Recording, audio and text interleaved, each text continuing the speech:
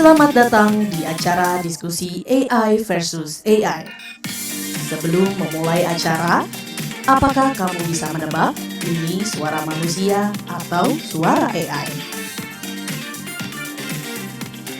Saya beri waktu untuk menjawab.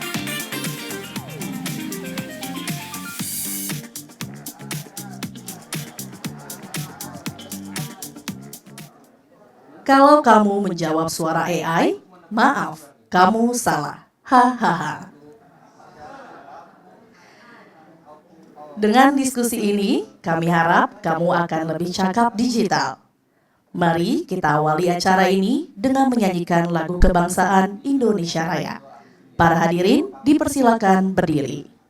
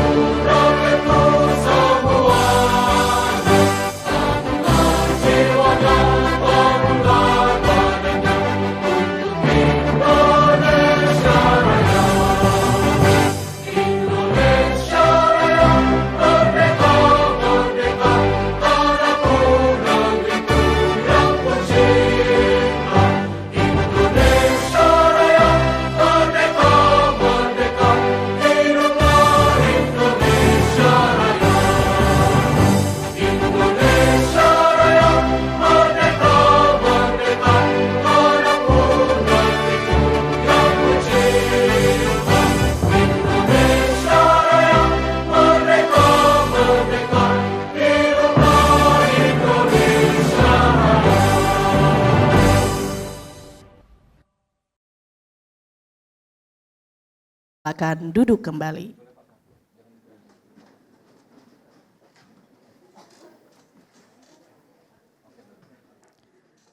Berikutnya, mari kita simak sambutan dari Direktur TV Tempo kepada Bapak Anton Aprianto.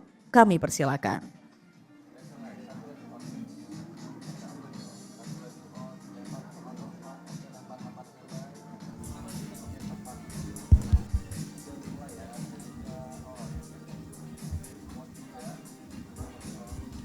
Selamat pagi. Pagi. Nah, yang belakang belum. Selamat pagi. Salam sejahtera, semangat ya. Terima kasih yang saya hormati Kepala Sekolah Bapak Dr. Andes I Gusti Made Murjana. Selamat pagi Pak, terima kasih karena telah memberikan kesempatan kepada kami Tempo dan TV Tempo untuk menyelenggarakan acara ini di SMKTI Bali Global Denpasar, juga pada para narasumber, Mbak Putri Triani ya, dosen hukum Universitas Udayana, Mas Krisna ini anak muda di tim Cek Fakta Tempo ya, terdatangkan, dan juga Mas Ida Bagus Pudantara, salah satu alumni ya SMKT Global ini. Saya sekali lagi Pak, terima kasih, dan adik-adik juga ya. Jadi ini satu upaya dari kami dan juga teman-teman semua lah untuk bagaimana belajar dan memberi satu pemahaman tentang pentingnya kita untuk cakap dan bijak dalam konteks digital. Barangkali saya meminta sejenak di sini sesuai dengan agama dan kepercayaannya masing-masing untuk mendoakan saudara-saudara kita yang tengah dilanda bencana banjir di Sumatera ya. Semoga selalu diberikan ketabahan dan segera selesai urusan pemulihan dan lain-lain. Ya, jadi silakan di dalam hati. Ya, jadi ini sekali lagi bagaimana karena kita melihat di Bali ya, dunia maya itu saya nyebutnya adik-adik ya. Adik-adik tentu saja selalu ada sisi positif dan selalu ada sisi negatif. Sekali lagi memang ini yang perlu kita harus pilah-pilah karena dengan adanya perkembangan teknologi yang begitu pesat, sekarang jumlah HP itu sudah 2 kali lipat dari jumlah manusianya di Indonesia. Karena ada satu orang yang HP-nya 2 atau 3, ada nggak di sini? Ya, nah hati-hati sekarang penipuan segala macam scam dan lain-lain itu sangat mudah terjadi.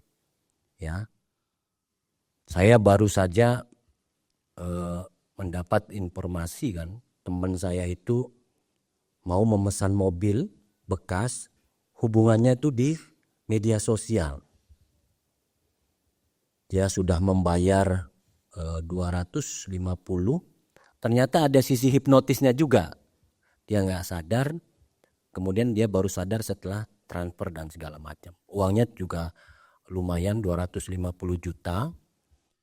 Bahkan kalau misalnya teman-teman nanti adik-adik ini punya dapat nomor. Sekarang karena nomor kita itu begitu mudah disebar. Ya.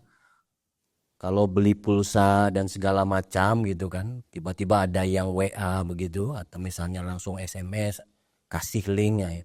Jadi pemahaman itu yang penting. Kadang kita nggak sadar klik itu kan, tiba-tiba dia sudah masuk ke handphone kita. Kalau di situ ada apa yang namanya mobile banking dan segala macam, dia akan lihat PIN kita itu yang biasanya berapa dan segala macam. Tiba-tiba dikuras saja itu.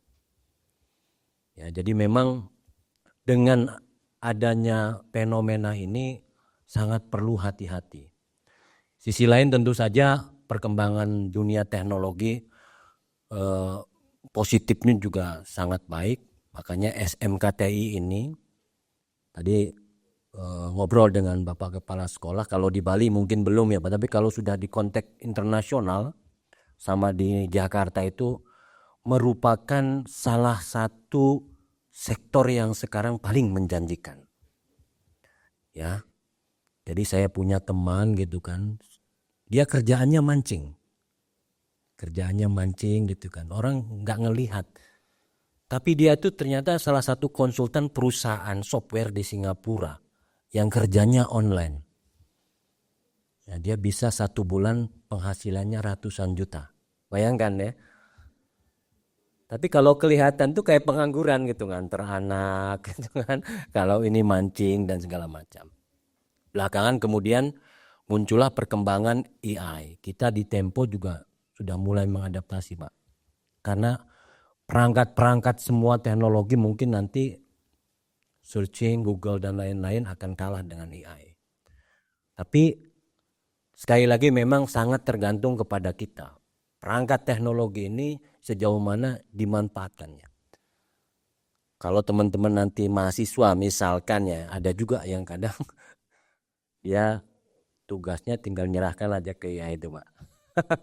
Sekarang dosen juga lebih pintar dia punya apa, karena saya juga ngalami pernah ini, gampang memang kita tinggal keywordnya apa udah muncul, kadang skripsi juga bisa dibikin oleh AI. Tapi itu efek negatifnya jadi sangat tergantung, makanya sekali lagi memang momen ini, diskusi ini adalah bagian awal untuk sama-sama kita menyadari tentang pentingnya kita bisa bijak dan ramah di media sosial. Apalagi dengan adanya KUHP baru ya, dan dengan adanya perangkat-perangkat hukum baru, sekarang mudah aja kalau misalnya kita hate speech di media sosial, dampaknya bisa sangat sekali lagi ya, jadi momen untuk adik-adik belajar, apalagi ini sangat relate ya kepala sekolah ya. Concernnya di teknologi, saya masih yakin bahwa ke depan memang perkembangan teknologi akan semakin luar biasa di Cina. Ketika saya kebetulan ke sana itu, beberapa perusahaan sudah banyak menggunakan AI. Bukan berarti tenaga manusia disingkirkan, enggak. Tapi tenaga manusia masuk ke wilayah-wilayah yang lebih kreatif. Nah, yang penting kita bisa memanfaatkan dari sisi positif. Selamat berdiskusi, jadi semoga bisa mendapatkan banyak manfaat dari acara ini. Terima kasih sekali lagi dan sekali lagi semoga bermanfaat. Selamat siang, terima kasih.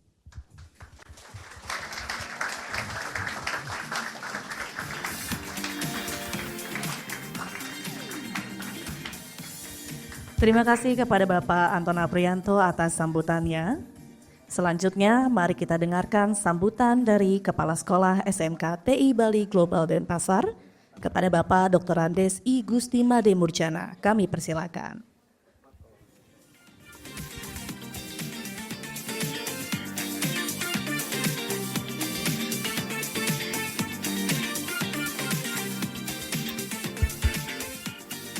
Sebelum saya memberikan mungkin 2 patah kata, ya sambutan, mari saya sampaikan salam Om Swastiastu. Assalamualaikum warahmatullahi wabarakatuh.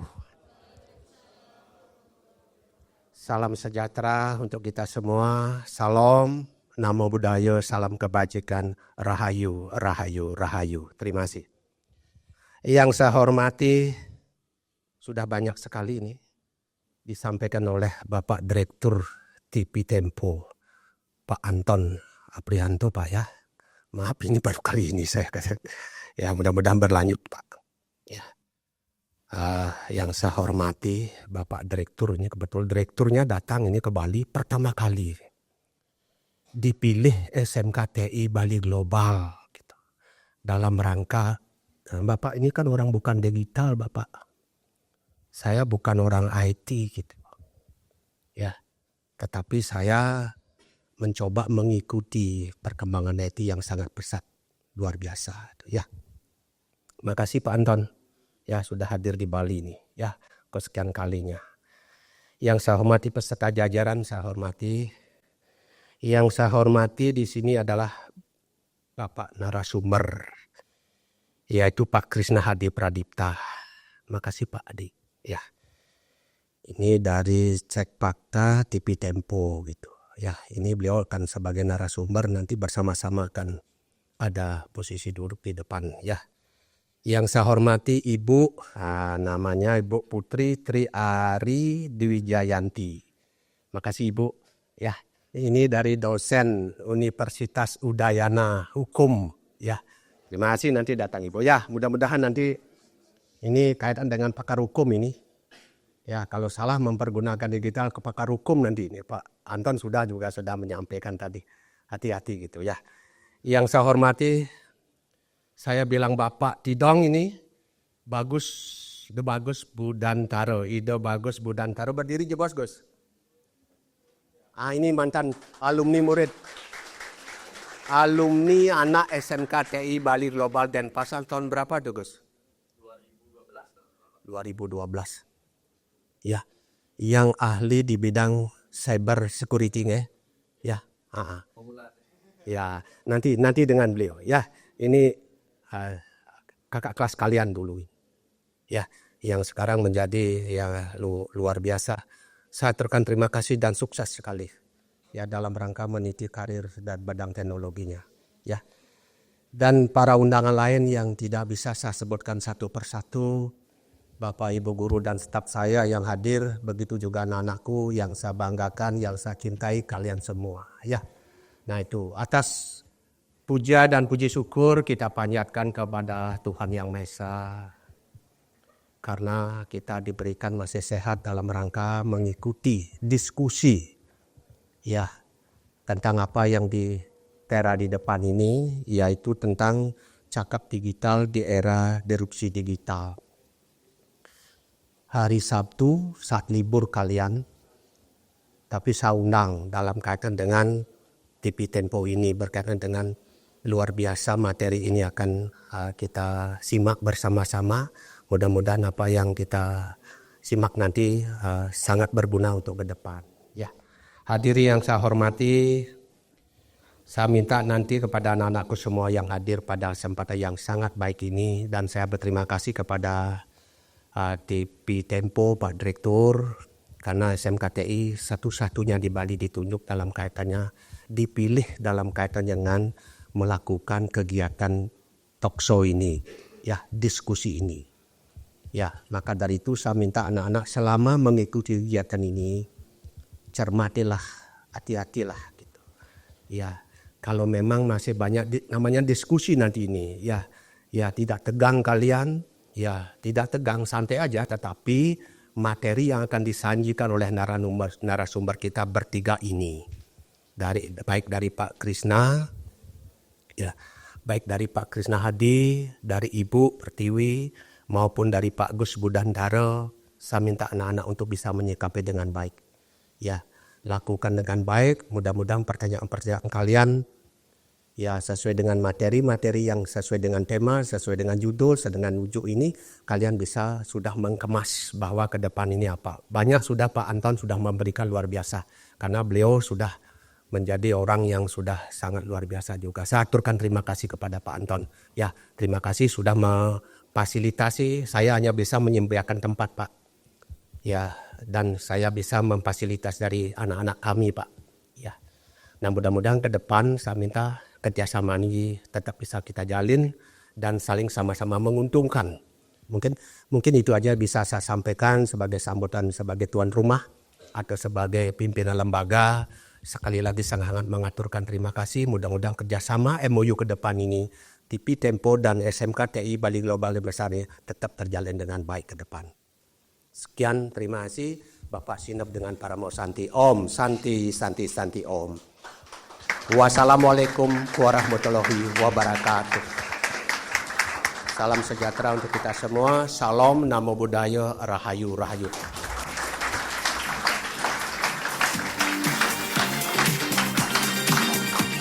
Ya, terima kasih atas sambutannya Bapak I Gusti Made Murjana. Kita menuju inti acara hari ini, yakni diskusi AI versus AI. Mari kita sambut narasumber luar biasa kita hari ini. Yang pertama ada jurnalis tim Cek Fakta Tempo, Krisna Adi Pradipta.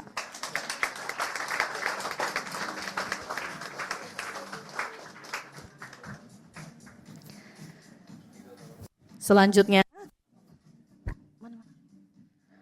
konsultan keamanan siber Ida Bagus Budantara.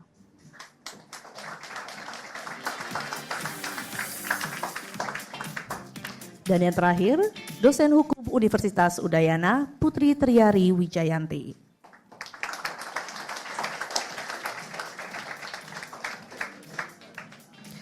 Diskusi ini akan dipandu oleh produser TV Tempo, Ihsan Zari. Selamat menyaksikan.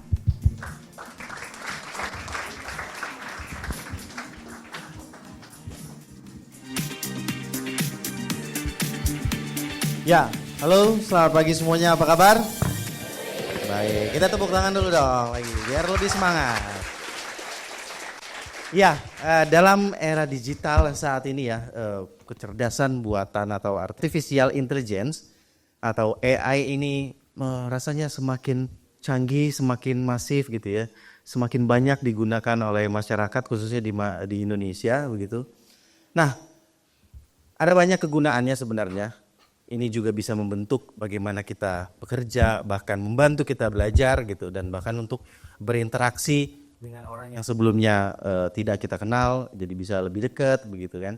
Jadi dari sisi itu rasanya AI ini punya banyak manfaat positif begitu ya bagi kita.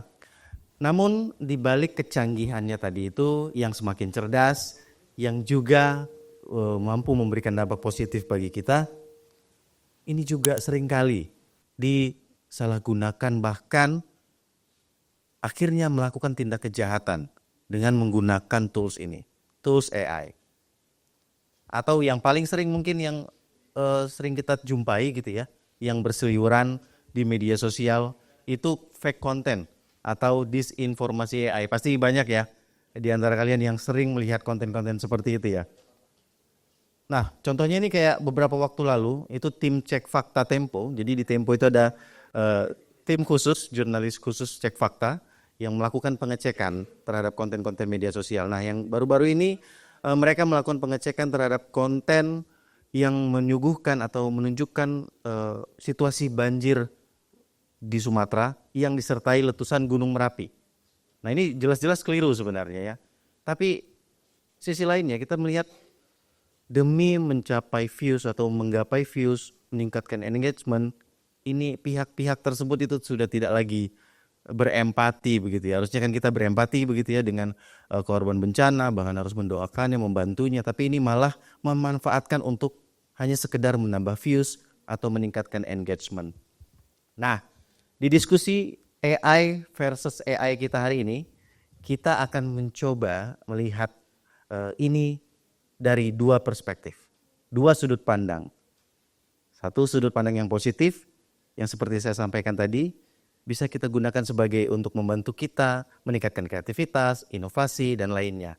Dan sisi satu laginya, sisi negatifnya, ini juga tidak lepas atau sangat mungkin digunakan untuk melakukan tindak kejahatan ataupun hal-hal yang merugikan orang lain, begitu ya. Saya akan langsung saja memulai diskusi ini bersama para narasumber hebat kita yang ada di atas panggung. Teman saya, Krisna Pradipta, ini jurnalis cek fakta Tempo. Lalu ada Putri Tiari, dosen Fakultas Hukum Universitas Udayana. Dan yang terakhir, Ida Bagus Budantara, konsultan keamanan siber. Saya pertama mau ke Bagus dulu nih. Siap. Ya, kita akan bicara soal bagaimana sih kondisi atau AI ini kemudian digunakan untuk hal-hal yang tidak benar gitu ya. Kita bicara soal hacking atau peretasan. Sebenarnya kan peretasan ini memang sudah ada sejak dulu ya, sejak komputer pertama kali ditemukan, itu tidak lama kemudian muncullah aksi-aksi peretasan terhadap komputer itu begitu. Nah, di kondisi sekarang, di perkembangan teknologi, termasuk adanya AI, apakah aksi peretasan ini tuh menjadi lebih mudah? Seperti apa? Oke, saya coba jawab sedikit ya mengenai AI itu sendiri. Mungkin kalau di sini adik-adik semua secara aktivitas lah ya, sebelum kita ngomong jauh ke hacking ya gitu. Misalnya kalau mau cari materi, kemudian juga ingin mempelajari suatu hal baru, dengan AI itu lebih gampang atau gimana? Nah itu salah satu bukti sederhana lah ya untuk hal yang biasa dilakukan gitu. Untuk hal-hal sederhana pun kita dipermudah, apalagi untuk hal yang bisa lebih advance lagi. Contohnya untuk melakukan misalnya aktivitas terkait hacking gitu.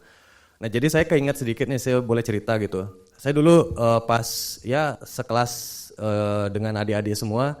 Karena kan saya dulu gini ya, di RPL dulu gitu, gininya kelasnya. Jadi RPL itu rekayasa perangkat lunak gitu. Nah itu fokusnya di sini tuh ada di software gitu, pengembangan website dan aplikasi gitu. Pada zaman itu saya nggak terlalu up to date dengan namanya AI. Karena pada saat itu memang belum eranya. Jadi secara materi pun sangat sulit untuk didapetin gitu. Baru-baru ini sekitar 8 sampai dengan 10 tahun perkembangannya sangat pesat.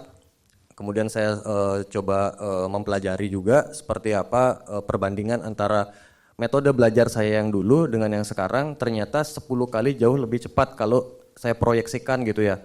Cara saya belajar yang dulu dengan yang sekarang. Dulu itu saya lambat karena referensinya gitu ya. Misalnya ingin mempelajari suatu hal baru nih gitu. Kita harus baca dokumentasi gitu. Nah, ada beberapa hal yang ya agaknya nggak terlalu penting gitu ya. Nah, tapi dengan AI itu dia diringkas, di summary gitu. Jadi kebutuhan apapun yang memang dibutuhkan itu langsung bisa menjawab semuanya. Nah, termasuk dengan hacking tadi. Nah, metode hacking biasanya contoh-contoh sederhananya ketika dulu nih saya masih iseng-iseng ya, dulu pas masih seumuran adik-adik semua, itu pengen coba melakukan serangan ke suatu target misalnya, target website tertentu gitu. Karena dulu saya masih minim literasi, jadi saya sembarangan mas attack-nya gitu.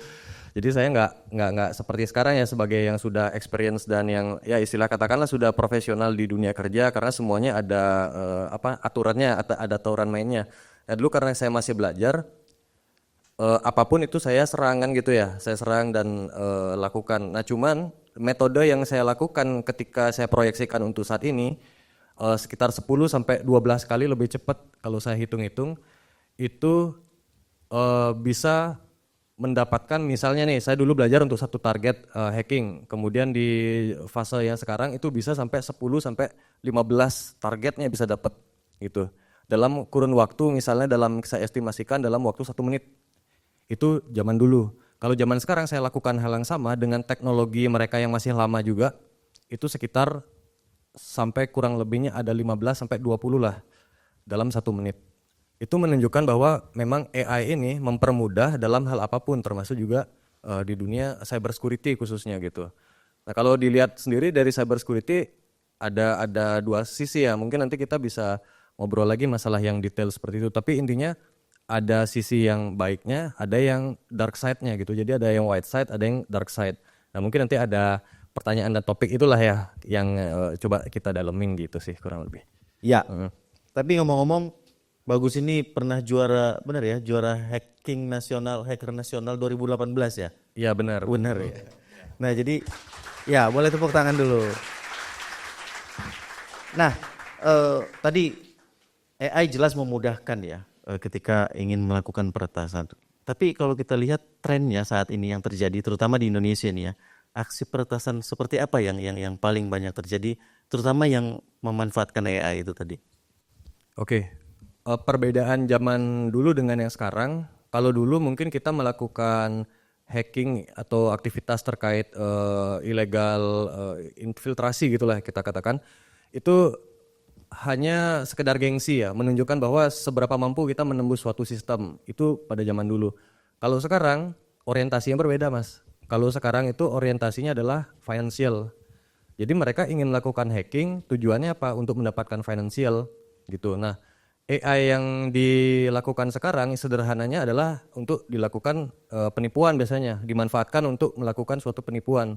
Contohnya ada voice clone ya, voice clone itu jadi seolah-olah ketika misalnya kalian mengangkat suatu telepon gitu, ada suatu telepon yang tidak kalian ketahui nomornya, kalian angkat, kalian berbicara berapa kalimat gitu, nah itu suara kalian itu direkam, nanti akan reproduce istilahnya.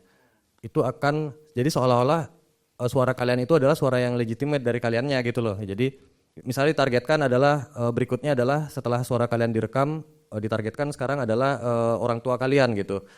Nah orang tua kalian kan pasti dengan mendengar suara itu pasti yakin kan ya, oh ini kayaknya beneran anak saya deh gitu, dia membutuhkan suatu hal, minta transfer sekian gitu.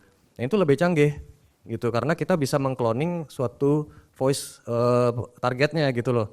Nah apa yang menjadikan ini sangat berbahaya, sebenarnya yang paling berbahaya itu atau kerentanan umur ya kita katakan itu di umur sekitar 35 tahun ke atas itu sih. Itu udah jadi sasaran empuk biasanya. Karena orang terdekat saya pun sering kejadian bahwa mereka terkena suatu penipuan biasanya.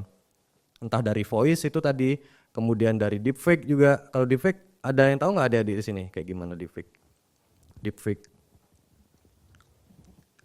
Misalnya yang jadi seolah-olah nih wajahnya dia menjadi seseorang gitu ya. Jadi Raffi Ahmad misalnya.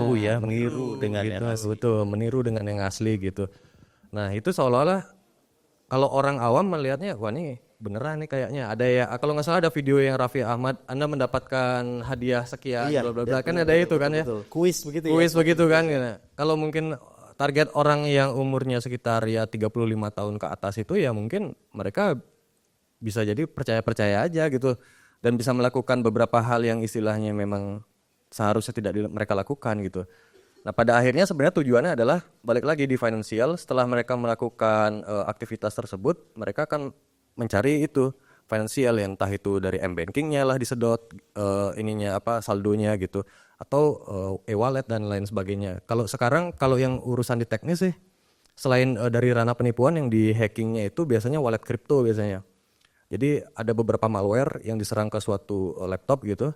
Nanti malware tersebut akan coba menganalisis isi dari laptop itu, apakah ada informasi terkait wallet kripto. Nanti dari situ dia bisa melakukan aktivitas hackingnya secara otomatis gitu. Itu agak teknis sebenarnya, cuman secara general kurang lebih seperti itu sih. Ya artinya banyak sekali sebenarnya celah yang bisa dimasukin Banyak banget. pihak-pihak ini gitu ya. Betul. Memanfaatkan teknologi untuk yang kemudian tentu merugikan orang lain pada akhirnya. Betul, begitu ya. betul. Tapi ngomong-ngomong soal deepfake gitu ya atau konten yang meniru tadi itu. Nah ini berkaitan nih dengan tim cek fakta Tempo nih. Jadi rasanya tim cek fakta Tempo sudah banyak sekali ya menemukan konten-konten yang deepfake atau disinformasi AI gitu ya. Nah, seperti apa temuan cek fakta Tempo dalam hal ini? Oke, jadi tim cek fakta Tempo itu pertama kali dibuat setelah organisasi-organisasi media di seluruh dunia itu sadar kalau misalnya media sosial, konten media sosial di seluruh dunia tentang politik, tentang berita itu makin lama makin banyak berseliweran konten hoax, ya kan? Nah, penggunaan AI untuk konten hoax ini meledak di tahun 2020. Jadi era COVID kan OpenAI, ChatGPT itu kan baru keluar tuh ya. Nah itu kan itu meledak, terus langsung semuanya meledak di saat itu. Saat ini kita itu kira-kira ada yang mencatat dari sejak tahun 2022 itu ada kira-kira 15 miliar konten AI yang di-generate per tahun ya. Kalau misalnya per harinya itu ada yang nyatet kira-kira 34 juta konten AI sekarang berseliweran di mana-mana di internet.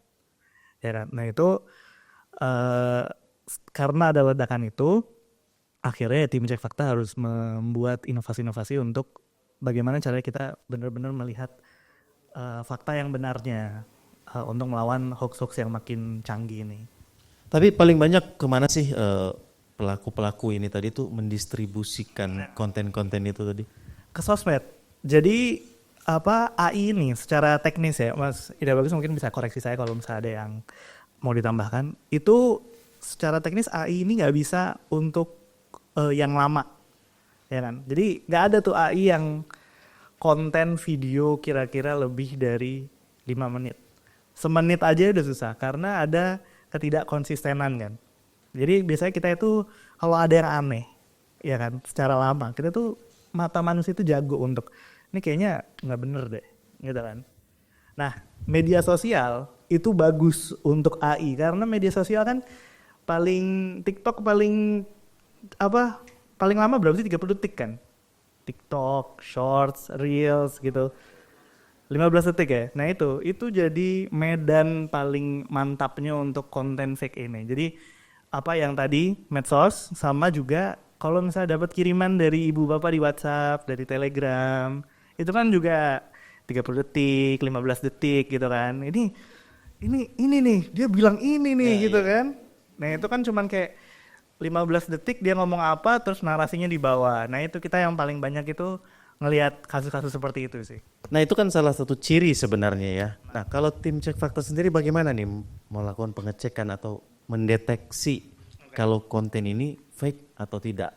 Apakah menggunakan AI juga nih jangan-jangan untuk mendeteksinya begitu? Iya, jadi kita itu pakai ya tentunya kita memakai alur jurnalistik Tempo ya.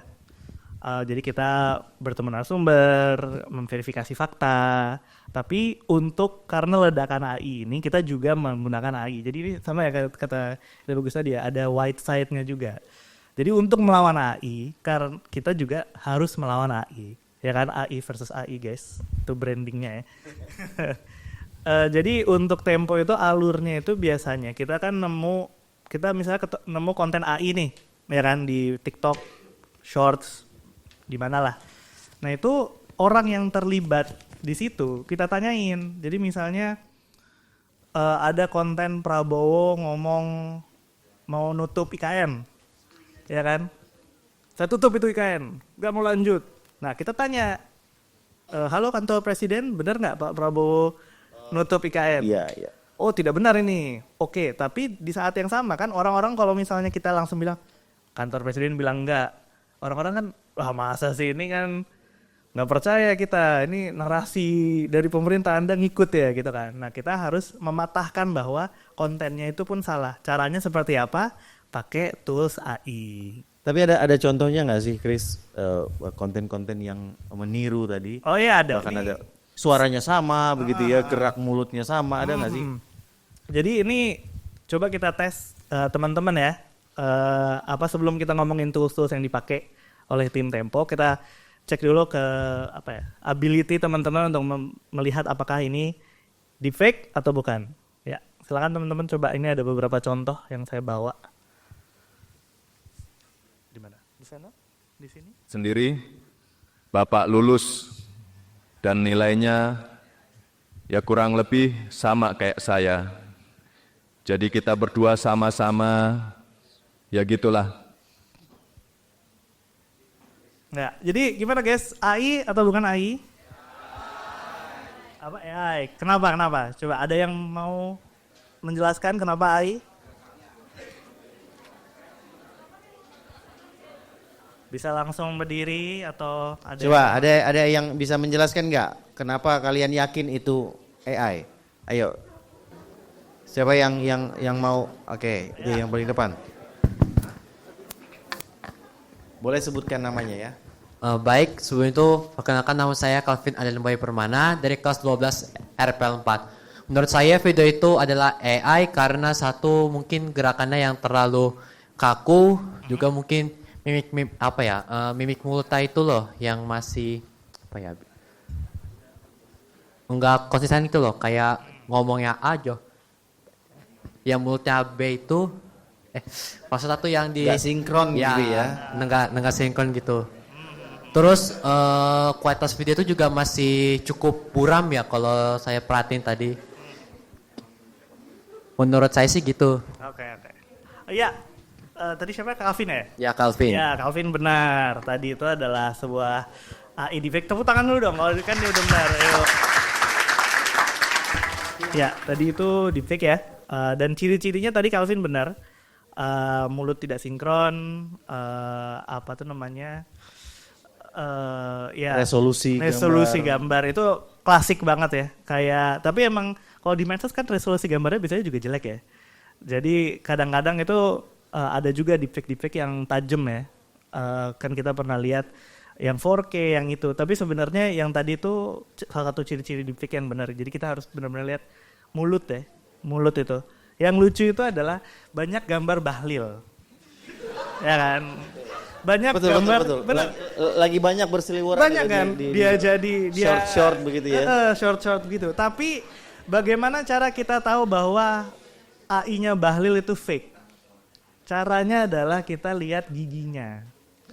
Oke, salah satu. Benar. Yang harus Jadi dicek gini. gigi begitu ya. Jadi Apa kaitannya? Kenapa harus gigi? Nah begitu? gini, jadi ini kalau misalnya Pak Bahlil nonton ini tidak personal ya Pak. Jadi kalau misalnya dilihat Pak Bahlil itu kan giginya tidak sempurna. Ya human dia kan.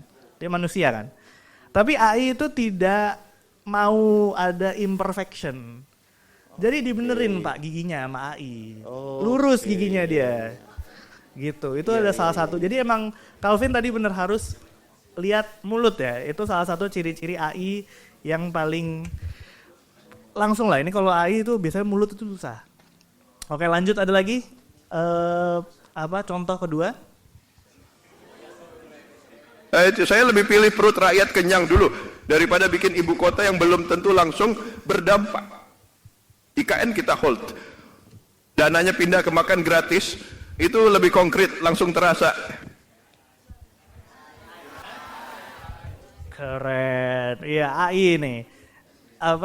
Tadi mungkin karena saya udah bilang ya ada bocoran ya itu ada IKN. Jadi langsung di stop, jadi semuanya udah pada tahu. Yang ditampilkan pasti AI nih. Iya benar. Tapi ini ada cerita lucu. Video ini saya kasih lihat, teman saya kasih lihat di training orang-orang Jakarta. Kayaknya salah satu lembaga nasional kan. Terus mereka semua pada kayak, wah ini bener nggak nih? Ini kayaknya bener deh ini. Jadi itu yang tadi bener kata Mas Ida bagus. Orang-orang yang di atas itu, yang agak umur 30 ke atas itu merasa ini kayaknya bener nih. Ya kan, kita miss ini Pak Presiden bilang gini kan, kita harus langsung men-stop terus kayak nggak ini palsu ini. Karena mereka bagian lembaga nasional kan, ntar mereka melaporkan, kayak di stop ya Pak.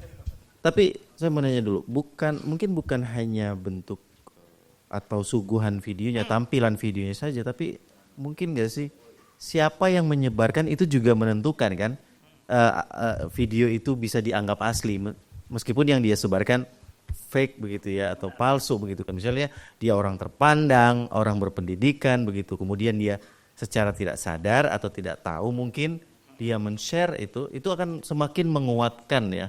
Semakin menguatkan kalau Benar. yang palsu tadi jadi asli begitu ya Chris? Benar. Jadi kita itu cenderung lebih percaya terhadap sebuah konten AI kalau misalnya kita menemukannya disebarkan oleh orang yang kita percayai. Jadi sebenarnya untuk teman-teman muda ini, saya lihat riset bahwa yang bahaya dari teman-teman itu untuk percaya konten AI itu adalah konten AI yang disuguhkan oleh influencer, ya kan? Jadi misalnya Deddy Corbuzier, dia mengeluarkan reshare story apa gitu kan. Nah itu kita kayaknya AI deh, tapi Deddy yang nyebar kan, kayaknya bener deh gitu kan. Nah itu yang kayak gitu itu banyak di daerah ya. Jadi kita ngeliat narasi-narasi AI yang didorong oleh para influencer-influencer ini malahan jadi tambah banyak yang percaya secara sosial. Tapi bagus mungkin bisa menambahkan soal identifikasi tadi. Apa yang bisa kita share begitu ya ke publik yang mungkin setidaknya kamu mengidentifikasi ini dulu deh untuk menentukan ini fake atau tidak begitu. Oke, ini AI ini karena saking realnya itu banyak sekali ada meme AI atau AI itu adalah asli ini gitu katanya.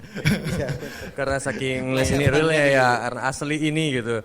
Nah karena saking realnya itu banyak orang ya itu tadi ya yang dikatakan masnya ini katanya nggak terlalu ini, kalau beberapa orang itu nggak terlalu ngeh bahwa itu memang real apa enggak kan gitu ya. Nah kalau dalam perspektif kita terutama anak muda nih, tadi udah bener yang dijelaskan sama bro siapa tadi namanya?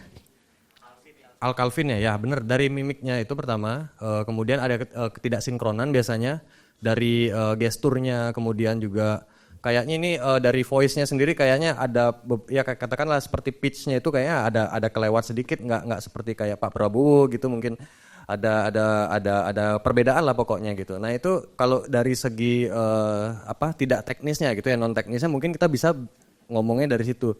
Nah kalau sedikit nih masalah yang teknis, kebanyakan sekarang dari beberapa platform sosial media itu mempunyai regulasi dia. Jadi dia itu mempunyai istilahnya processing di belakang aplikasinya untuk mendeteksi apakah memang itu di label sebagai AI apa enggak gitu. Makanya kalau teman-teman atau adik-adik semua ini ngelihat ada beberapa konten kadang ada label AI kan ada kayak gitu ya. Nah, itu salah satu biasanya secara otomatis memang digenerate dari platformnya. Nah itu untuk masalah bicara teknisnya itu panjang ya Mas ya gitu. Nah kurang lebihnya itu seperti itu. Jadi ada dua sisi, kita bisa melihat dari gestur, mimiknya, kemudian juga melihat apakah sinkron apa tidak, kemudian kita lihat labelnya, kemudian kalau ada yang blunder mereka nge-cutnya kadang watermarknya nggak di crop biasanya. Kalau Gemini kan biasanya ada kayak bintang gitu di kanan bawahnya. Kalau di generate by Gemini itu ya VO3 itu, nah itu ada bintangnya. Kemudian ada Sora AI itu yang paling real biasanya, dan itu jangka panjang biasanya gininya durasinya gitu, durasi videonya untuk Sora AI biasanya ada watermarknya itu. Nah itu ketahuan bahwa memang video atau konten tersebut diproduksi oleh AI betul, begitu AI, ya. betul. Ya, saya sebelum kita lanjutkan lagi ya berbicara soal bagaimana deepfake itu dibuat yang akhirnya tentu merugikan. Saya mau ke Putri dulu nih. Ini sudah banyak merugikan begitu ya, atau AI ini sangat mungkin untuk membuat satu hal yang akhirnya merugikan orang lain.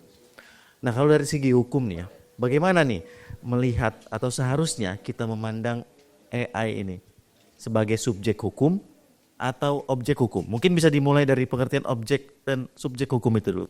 Oke, jadi kalau dalam ilmu hukum itu dikenal ada yang namanya subjek hukum dan juga objek hukum. Kalau subjek hukum itu orang perorangan, manusia, as a naturalistic person, emang orang gitu ya. Dan satu lagi ada yang namanya badan.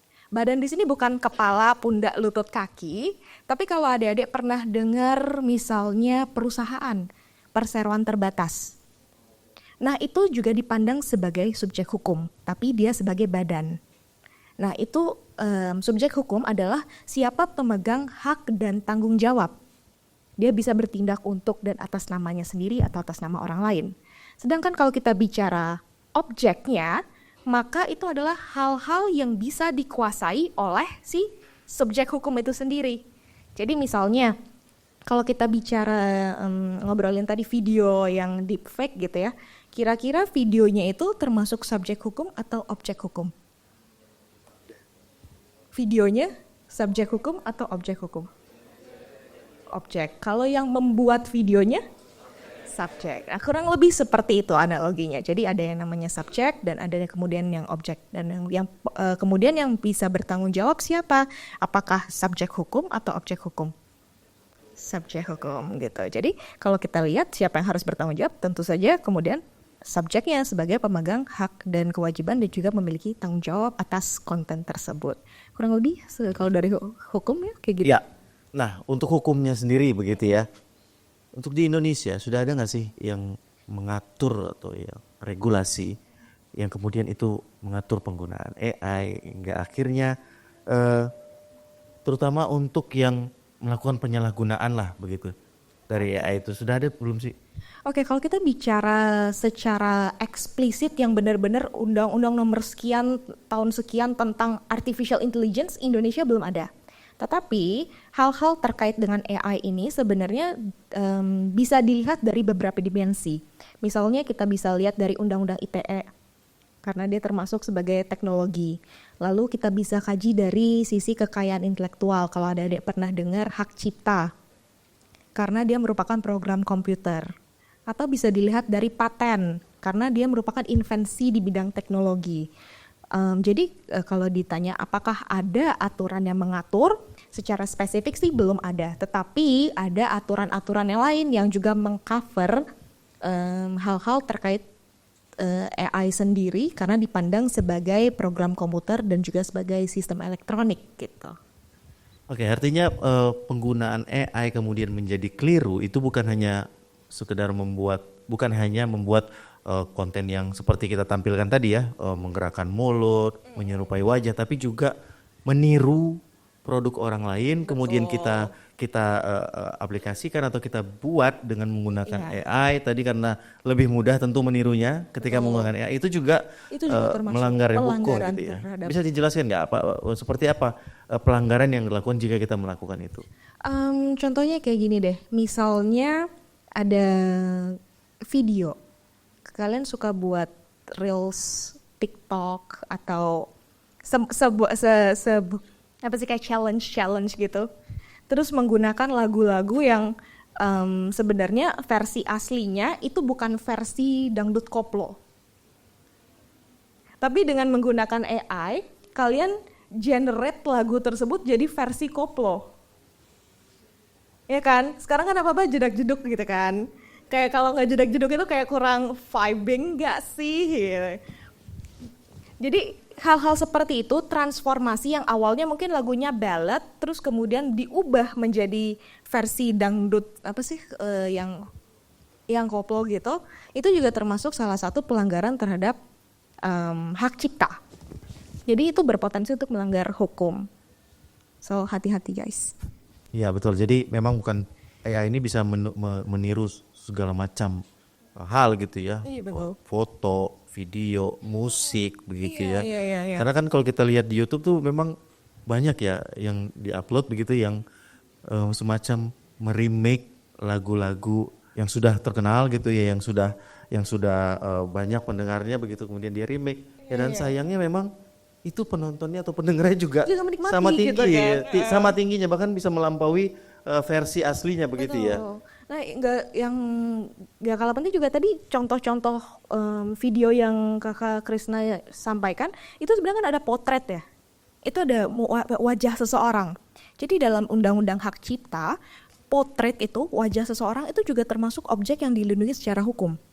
Jadi kalau misalnya kalian lagi lari di mana terus tiba-tiba difoto-fotoin, itu sedang hak kalian itu sedang di-violated gitu, kayak sedang dilanggar. Itu kalau foto kalian diambil, digunakan, di-generate oleh AI, it's gonna be something yang ternyata berpotensi untuk melanggar hukum juga gitu. Karena secara perlindungan hukumnya potret itu juga termasuk sebagai objek daripada hak cipta. Ditambah lagi dengan kondisi sekarang, lagi-lagi itu sangat mungkin disalahgunakan foto-foto tadi ya. Saya foto nih sekarang Putri, mungkin suatu saat atau di hari kemudian, enaknya saya apain ini foto ya?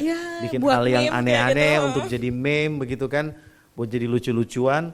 Lucu mungkin dianggap gitu ya. Lucu Kita di anggap awal. ini fun, tapi yang akhirnya memberikan dampak yang Betul. buruk terhadap putrinya begitu ya. Betul ya.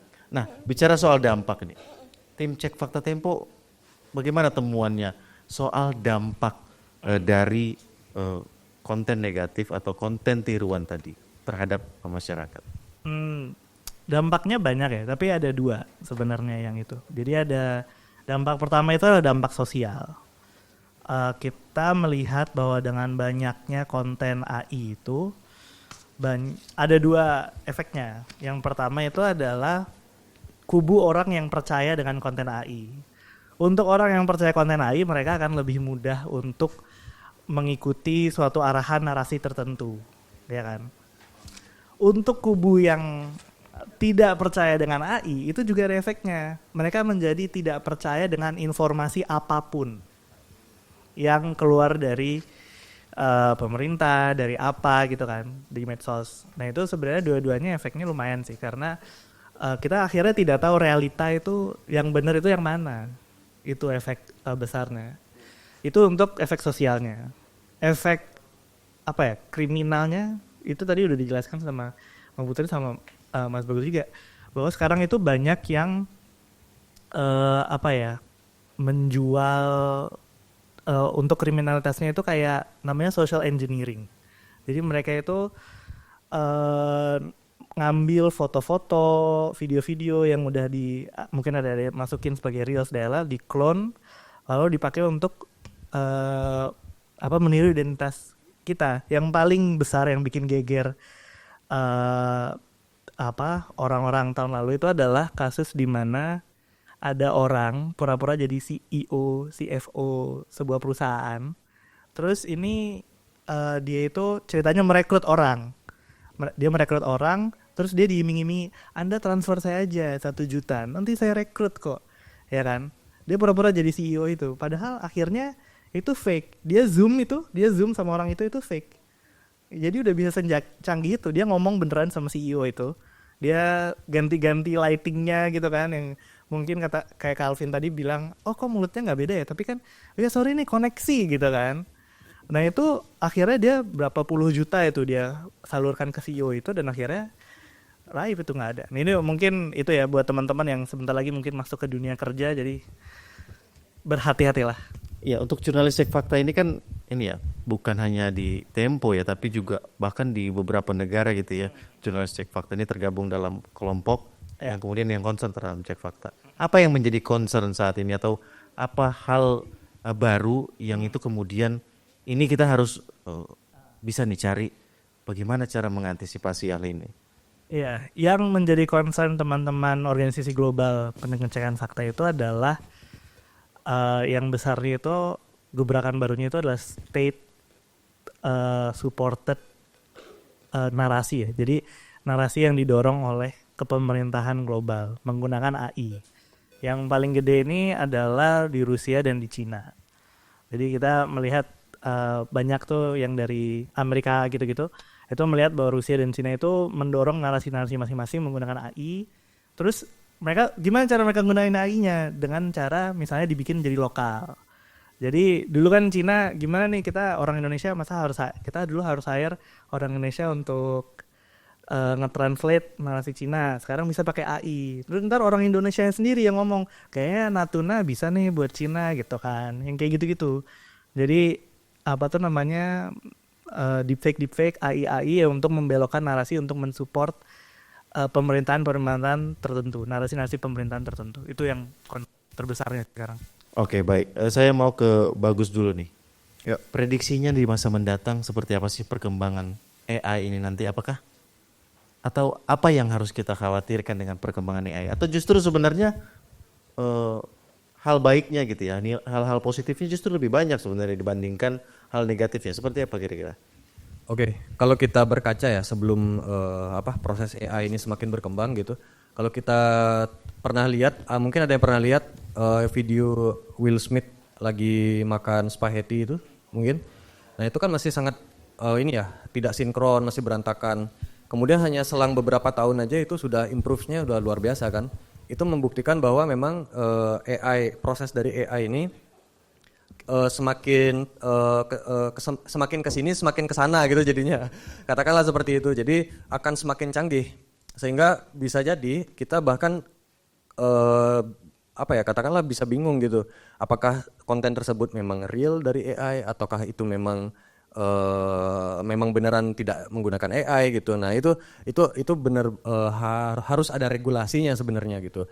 Namun juga di luar daripada regulasi, siapa ahlinya yang bisa mendeteksi dan memprove bahwa memang konten tersebut digenerate oleh AI atau bukan gitu. Nah itu, jadi ada tantangannya nih. Kalau dari segi yang non teknis orang yang berjalan juga ada, yang teknisnya juga ada gitu. Saya jujur pribadi melihat perkembangan AI untuk ke dark side-nya ini cukup berbahaya sebenarnya. Bahkan bisa bisa sangat masif kalau memang orang yang memang memanfaatkan ini tuh memang orang yang sangat-sangat pintar dan cerdas gitu. Nah kita pribadi kalau saran saya sih perbanyak untuk membaca up to date bagaimana perkembangan teknologi, apalagi di sini kan sekolahnya sekolah IT ya. Nah teman-teman pasti di sini fokusnya harus di situ gitu untuk membaca up to date seperti apa perkembangan AI dan teknologi-teknologi apapun lah itu nanti ke depan. Kalau untuk di dark side, itu tadi mungkin untuk di white side itu sangat mempermudah pekerjaan. Jujur kalau sekarang saja udah dipermudah, apalagi nanti ya gitu. Kan sekarang banyak ada humanoid kayak robot-robot yang physical itu kan. Nah itu kan sudah terintegrasi juga dengan AI. Jadi mereka bikin robotnya, kemudian ada integrasi dengan LLM-nya gitu, large language model atau yang kita bisa lihat seperti OpenAI kayak ChatGPT. Kemudian Gemini Chat dan lain sebagainya. Nah itu dia akan terintegrasi ke physical. Kita bahkan mungkin kalau mungkin kita bisa create itu, kita nggak ngapa-ngapain bisa dia yang menyelesaikan semua gitu. Nah itu ada salah satu dipermudah, tapi di satu sisi juga ada konteks ancamannya juga ada dalam pekerjaan tertentu ya gitu. Nah yang paling memang sangat riskan pekerjaan yang memang tidak terlalu advance itu yang memang bisa di kemudian hari akan digantikan dengan AI sebenarnya gitu. Nah, makanya karena di sini teman-teman sebagai orang IT, jadi perbanyaklah membaca dan update. Kalau bisa turun untuk bisa mendevelop suatu AI gitu. Kalau memang mampu nantinya, gitu sih. Ya, poin pentingnya adalah up to date begitu ya. Betul. Karena memang perkembangan teknologi ini sangat cepat begitu ya. Betul. Pertumbuhannya begitu ya. Muncul satu mungkin beberapa minggu atau beberapa bulan kemudian muncul lagi pesaingnya yang Betul. Nggak ada habisnya. Ya kan lebih canggih daripada yang sebelumnya, bahkan dari perusahaan yang sama begitu ya. Betul. Mereka sangat cepat sekali mengupdate atau mengupgrade teknologi mereka ya. Upgrade versionnya itu sangat cepat kan. GPT aja kan dulu GPT versi 1 sekarang udah versi berapa? Udah menuju ke 4 ya kalau nggak salah ini. Udah mulai ini signifikan lah perkembangan version itu. Sehingga knowledge yang diberikan ke AI itu juga semakin pinter gitu. Iya. Itu otomatis ya udah kita harus up to date terhadap hal tersebut. Ya, gitu. jadi teman-teman terus belajar, terus up to date begitu ya. Bahkan yang paling penting juga kalau bisa dipraktekkan begitu ya. Sehingga kita juga semakin terasah dan tidak ketinggalan lah dengan teknologi-teknologi itu tadi ya. Oke. Saya mau nanya ke Putri nih. Oke. Kita tadi bicara banyak soal kerugian-kerugian soal AI. Tentu juga ada hal positif yang kita sampaikan tadi ya. So. Jika penggunaan AI ini memang merugikan orang lain begitu ya. Apalagi untuk membuat konten deepfake gitu ya, hacking atau tindak kejahatan lainnya lah. Siapa yang paling bertanggung jawab untuk hal itu? Oke, siapa yang paling bertanggung jawab? Sebenarnya kembali lagi ke penjelasan saya di awal, tadi ada yang namanya subjek hukum. Jadi siapapun, kalau kita bicara dari berbagai macam rezim gitu ya, kalau kita bicara dari rezim hak cipta, ada yang namanya pencipta. Maka yang bertanggung jawab atas ciptaannya adalah si pencipta.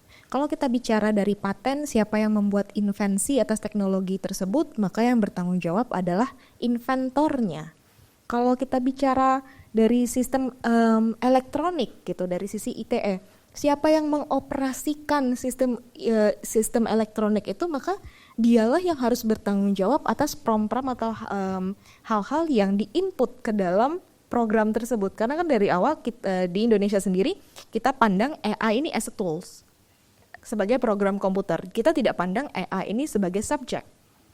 Sehingga yang memiliki kewajiban, yang memiliki tanggung jawab, yang harus bertanggung jawab atas kerugian yang ditimbulkan harus dilihat dari subjeknya gitu. Dan ini juga sudah diatur sebenarnya di beberapa regulasi seperti di Undang-Undang ITE, misalnya kalau ada deepfake itu ada ancaman pidananya berapa lama, dendanya berapa lama. Terus ada kalau misalnya ada perbuatan yang pencemaran nama baik juga itu juga ada diatur gitu. Oke. Sebelum kita ke sesi terakhir ini, kita harus kasih kesempatan dulu buat teman-teman siswa TI Global Denpasar gitu ya untuk bertanya. Pasti ada nggak yang mau nanya, yang mungkin penasaran, pengen nanya ke kakak-kakak yang ada di depan sini? Coba, ada yang mau nanya nggak? Oke, itu yang paling belakang. Silakan berdiri lalu sebutkan namanya ya. Selamat pagi Bapak dan Ibu narasumber semuanya. Perkenalkan, nama saya Gendis Naira Suhari dari 10 DKP 1. Nah, seperti yang kita sudah ketahui, cara kerja AI ini secara umum mengambil data, diinputkan untuk mengerjakan suatu perintah. Nah, di sini ada yang namanya generative AI. Seperti yang kita ketahui, generative AI ini mengambil suatu data untuk menghasilkan suatu karya. Nah, saya sebagai pelajar serta pelajar yang senang bekerja di dunia kreatif, terutama di bidang ilustrasi, merasa sedikit terbebani dengan inovasi generative AI ini sendiri. Karena sebelumnya saya punya teman ilustrator. Nah, hasil ilustrasi dia diambil, datanya diambil, diduplikasikan, serta menghasilkan karya yang serupa dan mirip untuk diperjualbelikan atau bahkan disalahgunakan. Tentu dari berbagai aspek dirinya sendiri dirugikan. Nah, di sini bagaimana cara kita mengatasi, memfilterisasikan kejadian ini agar tidak merugikan lebih banyak orang lagi. Terima kasih. Ya, terima kasih. Ini pertanyaan ini sebenarnya lagi-lagi soal duplikasi atau copycat begitu ya. Dan sebenarnya kalau saya menarik itu soal ilustrator begitu atau desain grapher. Ini juga banyak keluhan sebenarnya kan. Ini dengan kehadiran AI itu mendegradasi peran dari teman-teman desain grafis ya. Kemudian ilustrator begitu. Tapi kembali ke pertanyaan tadi, bagaimana cara menyikapi jika ada yang melakukan duplikasi seperti itu? Mungkin ke Krisna dulu. Silakan Krisna. Untuk ilustrasi itu sebenarnya kan ada ya toolnya ya, yang namanya Glaze itu, yang dia bikin supaya ilustrasinya itu tidak bisa di copy oleh AI-nya, ya kan. Jadi itu salah satu tool yang bisa dipakai untuk melindungi lah hak cipta dan karya teman-teman ya yang dari DKV. Tapi di satu sisi juga AI itu dia itu tidak akan bisa membuat sesuatu yang tidak dimasukin ke dia sebelumnya. Jadi kreativitas manusia itu kan limitless ya. Dan AI itu menurut saya ya, ini personal, itu tidak bisa mereplikasikan itu. Jadi dia itu cuma bisa balikin lagi aja gitu loh ke mungkin karya temannya dia kebanyakan tangan atas. Jadi dia cuma bisa ya tangan atas itu aja. Kalau misalnya temennya tadi tangan kiri mungkin nggak mungkin dia ntar kebingungan sendiri gitu kan. Jadi ada sih proteksi kayak gitu, tapi ya lagi-lagi menurut saya kayak begitu teknologinya hadir, kayaknya teman-teman harus terus berkreasi untuk lebih daripada AI itu. Nah ini kan tadi diperjualbelikan, artinya ada pembajakan begitu ya. Bagaimana Putri? Oke, kalau tadi ada siapa namanya? Kayak Gendis ya. Tadi ada Gendis cerita ilustrator gitu. Jadi bentuknya tuh gambar berarti ya. Nah kalau dalam ilmu hukum, gambar itu dilindungi sebagai salah satu objek hak cipta. Jadi sekarang kita bedah dulu nih, apa yang dimaksud sebagai hak cipta?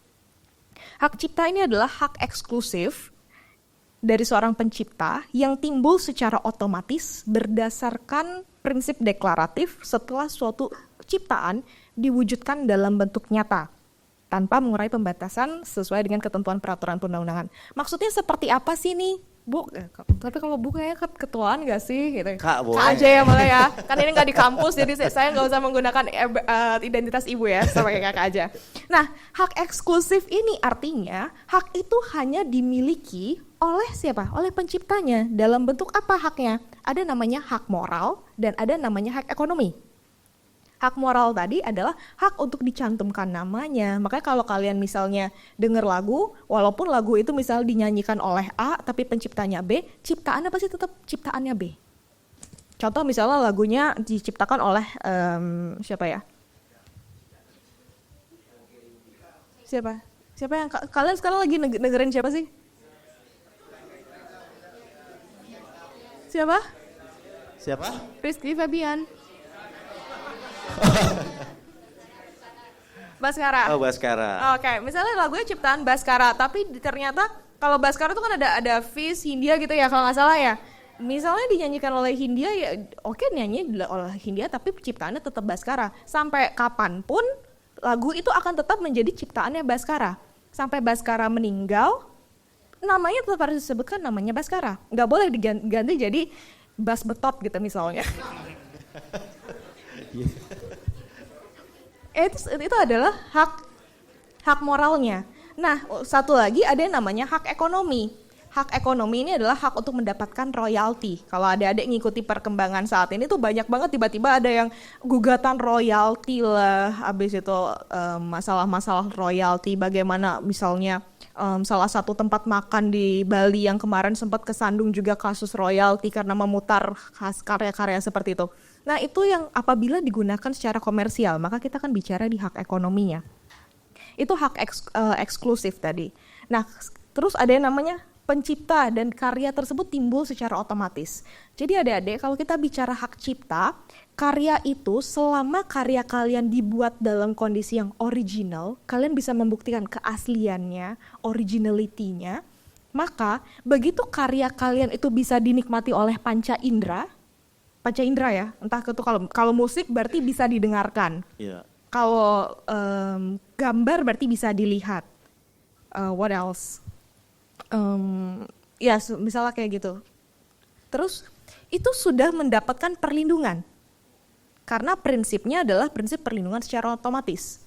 Begitu dia bisa membuktikan keasliannya itu memang benar-benar karyanya, maka you don't have to do anything. Kalian nggak harus yang datang ke kantor Kementerian Hukum dan HAM cuma bilang kayak, Pak saya mau daftar, saya mau catatkan dong karya saya supaya mendapat perlindungan.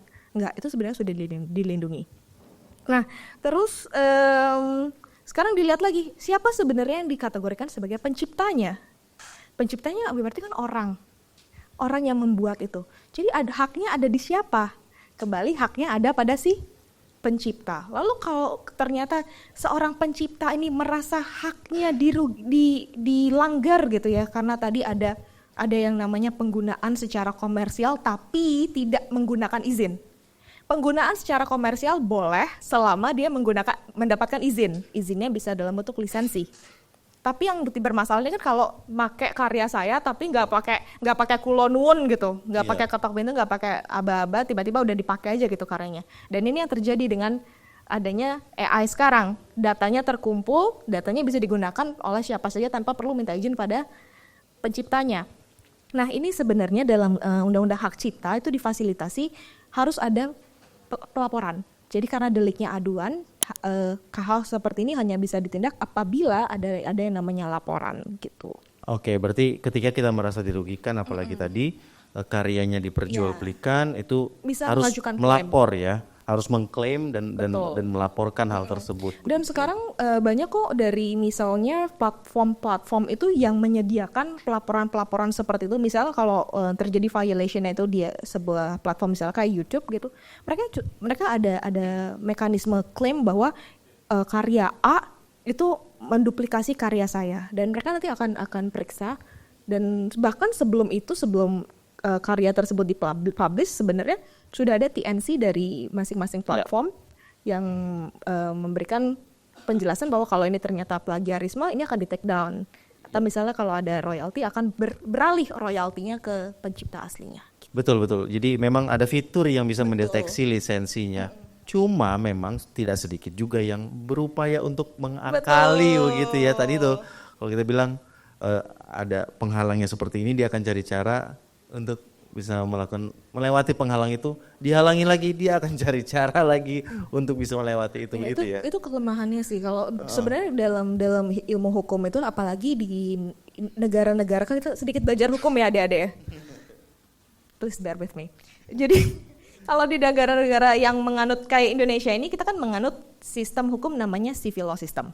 Jadi seseorang itu baru bisa ditindak apabila aturannya sudah ada.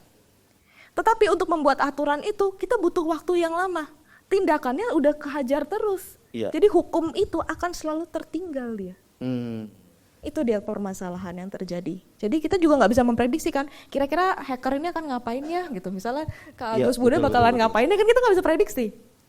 Saya bukan cenayang, saya orang ilmu hukum gitu, bukan ilmu batin gitu. Tindakan yang dilakukan selanjutnya itu belum diatur dalam regulasi begitu. Jadi itu challenges. Iya, oke. Nah, kita masuk ke pertanyaan terakhir ini ya. Saya mau ke Bagus.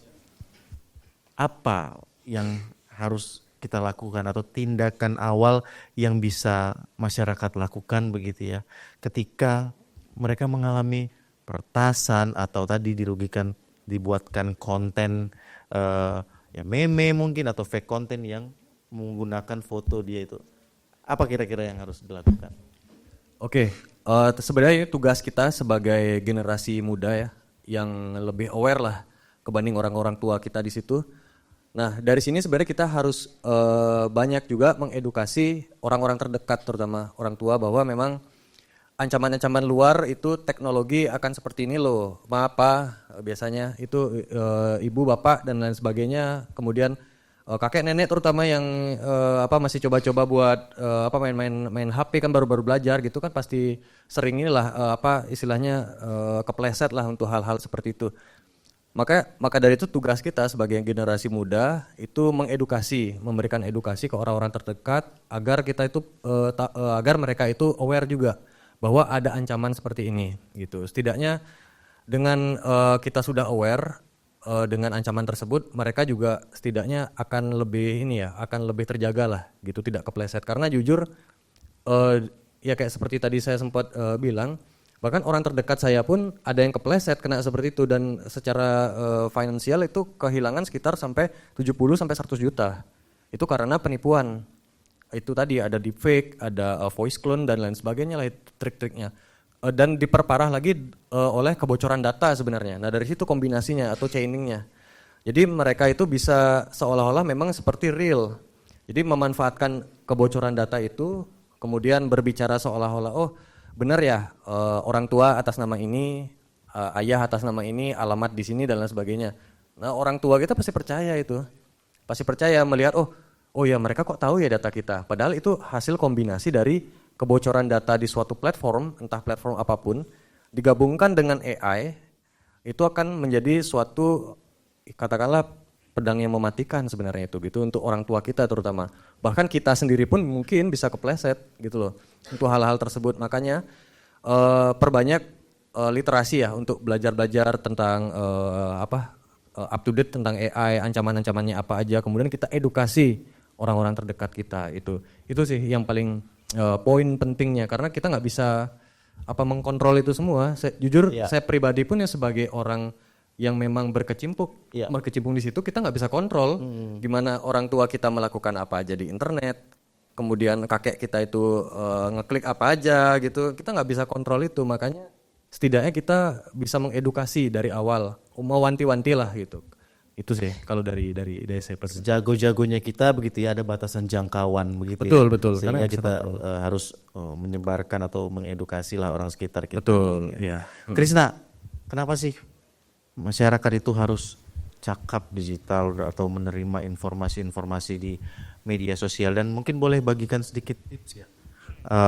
Tips mudah lah begitu ya yang bisa di-share ke masyarakat tentang bagaimana kita tidak terkecoh dengan konten deepfake tadi itu. Iya, jadi di cek fakta itu yang kita temukan itu adalah hoax itu paling susahnya itu adalah bukan debunkingnya, bukan membuktikan bahwa hoax itu fake. Itu sebenarnya kalau misalnya pakai ranah jurnalistik itu sangat simple. Tapi yang susahnya itu adalah distribusinya.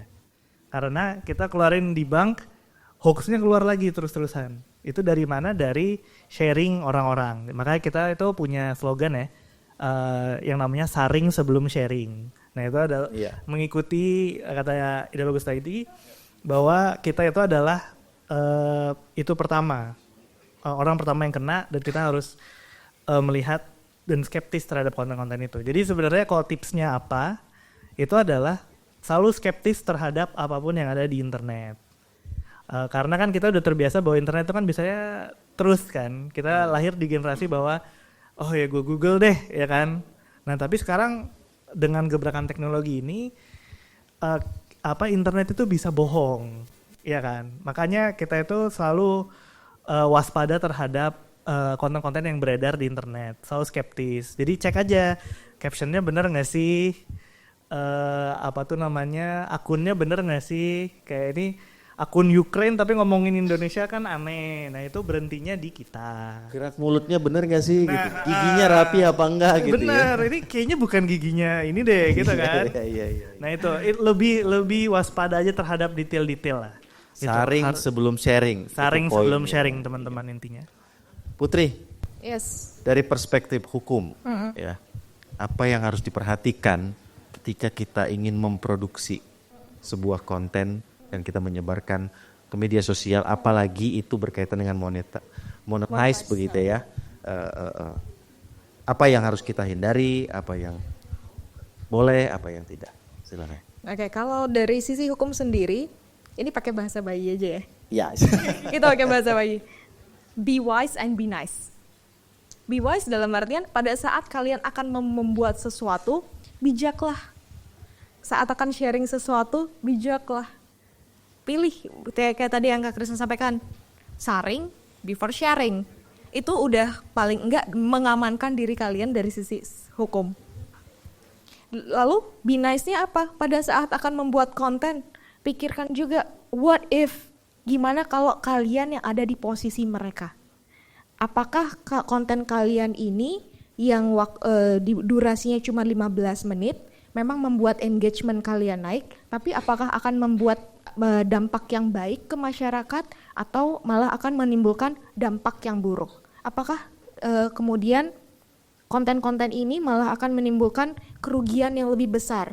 Karena mungkin 15 detik yang kita buat itu, mungkin kita cuma lihat, oh ini mungkin hiburan semata deh, cuman buat lucu-lucuan. Tapi ternyata ini adalah merupakan suatu bentuk pencemaran nama baik, sehingga bisa menimbulkan kerugian baik itu secara perdata dan pidana. Itu kalau dikalkulasi bisa saja menghancurkan hidup seseorang.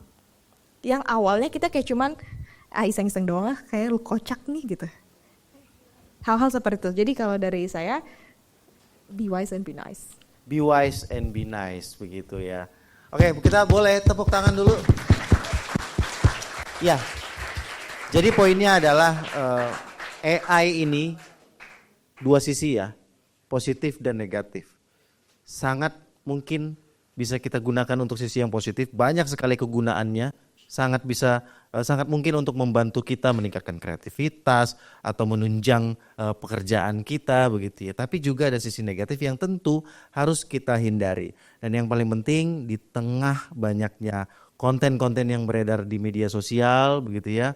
Lalu juga tadi ada soal hak cipta gitu ya. Ketika kita menggunakan media sosial kita harus lebih cakap lagi, lebih sabar begitu atau mau skeptis ya. Itu menarik sekali sebenarnya, skeptis, jangan sedikit-sedikit share karena share yang kamu lakukan itu bisa berkelanjutan kan ke orang-orang selanjutnya, dan itu tentu bisa merugikan pihak-pihak tertentu atau orang yang menjadi korban atas konten tersebut. Jadi kalau kata Kak Bagus tadi gitu ya, terus belajar karena teknologi ini terus berkembang sangat cepat. Jadi apalagi teman-teman di Sekolah TI Global ya, yang bidangnya yang berkaitan dengan teknologi digital, rasanya harus mau terus mengoprek begitu ya, mengoprek teknologi-teknologi terbaru yang muncul atau yang disuguhkan kepada kita begitu. Rasanya itu dulu teman-teman, kita sudahi diskusi yang luar biasa kita pada hari ini. Boleh tepuk tangan sekali lagi. Oke, saya Ihsan Zahri pamit. Terima kasih teman-teman.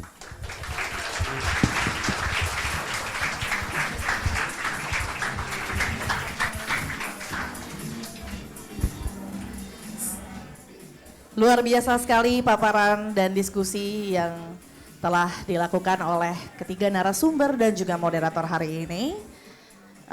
Terima kasih juga untuk para peserta yang sudah semangat menyimak diskusi hari ini.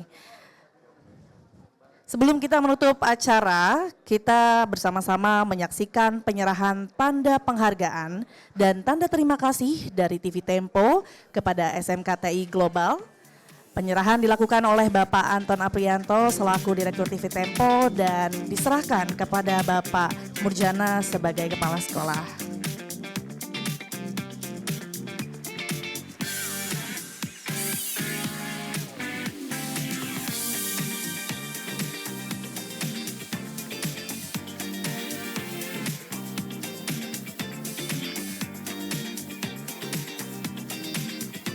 Silakan bantu didokumentasikan.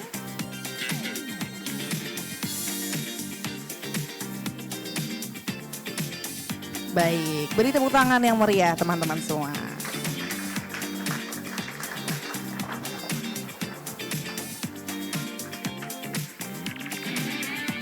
Dan tanda terima kasih ini juga diberikan kepada ketiga narasumber.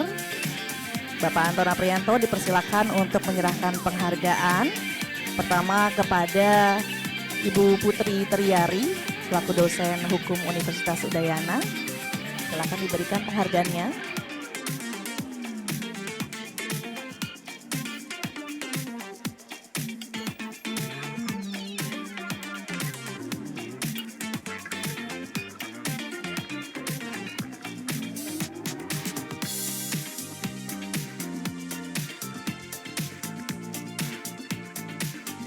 Baik.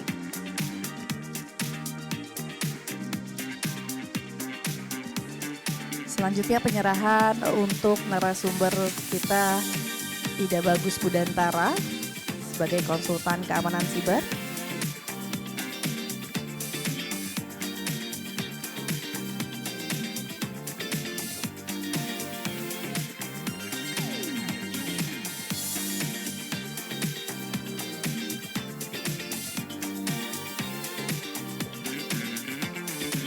Dan yang terakhir penyerahan tanda terima kasih untuk narasumber terakhir kita Krisna Adi Pradipta.